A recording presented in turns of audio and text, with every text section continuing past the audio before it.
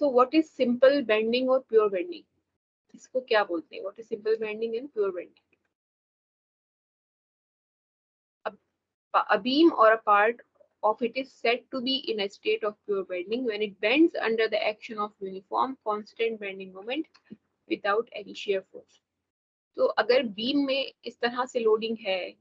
कि उसकी जो shear force है वो वहां पर जीरो हो गई है, has some amount of bending moment, वहां पर कोई uniform and constant bending moment है, यानी इस तरह से बेंडिंग मोमेंट का डायग्राम स्ट्रेट चल रहा है फ्रॉम द बेस लाइन, और मतलब उसकी जो व्हाट वी कॉल ये स्ट्रेट लाइन, मतलब बेंडिंग मोमेंट जो हम बीएमडी डायग्राम बनाते हैं, तो अभी आपको दिखाते हैं, चलिए आगे आगे होगा इसका पिक्चर, जैसे ये है, this is the case of pure bending, है ना। यहाँ पर दो जगह मोमेंट लग रहे हैं, सिंपली सपोर्टेड बीम है विद एंड कपलिंग, और ये मोमेंट्स के साथ क्या हो रहा है, एक पॉजिटिव बेंडिंग मोमेंट जो है, बेंडिंग मोमेंट डायग्राम ये डेवलप हो रहा है, there is no shear in it. तो ये क्या है, प्योर बेंडिंग केस है,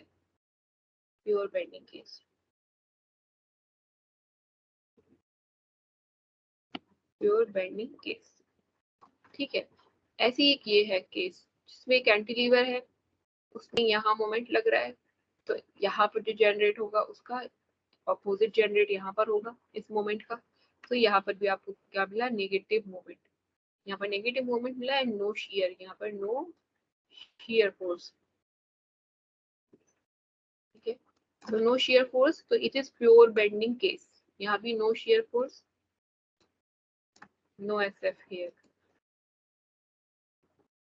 सो ये भी it's a case of pure bending, this is a case of pure bending.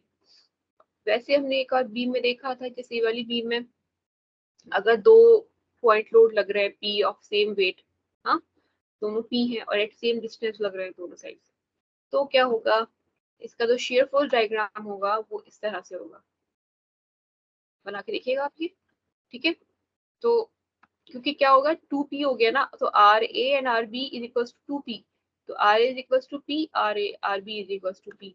तो एक यहाँ तक जाके जो है दोनों, एक नेगेटिव है एक पॉजिटिव है, तो इनका इफेक्ट यहाँ पर नलिफाई हो जाएगा, जीरो हो जाएगा। तो basically this is up to the length of A, आपको p मिलेगा, up to the length of here from the right you will get this p in shear force. अब जो ये पोर्शन बचा, इस पोर्शन में आप देखेंगे कि यहाँ पर आपका बेंडिंग मोमेंट डायग्राम जो है वो कांस्टेंट है, स्ट्रेट लाइन है, यहाँ से यहाँ तक बेंडिंग मोमेंट इज कांस्टेंट इस पूरे जो, तो ये जो है ये this is the case of pure bending, only this shaded ये पार्ट जो प्योर बेंडिंग यहाँ लिखा है, ये ब्लू वाला पार्ट नहीं होगा क्योंकि वहां ऊपर शेयर फोर्स उसमें अवेलेबल है, तो जहां पर शेयर फोर्स नहीं होगी और वहां पर बेंडिंग मोमेंट आपका कांस्टेंट होगा, यूनिफॉर्म होगा, उसे हम कहेंगे प्योर बेंडिंग केस। तो ये तीन एग्जांपल हैं प्योर बेंडिंग केस की, जिससे आप समझ सकते हैं कि what do we mean by pure bending.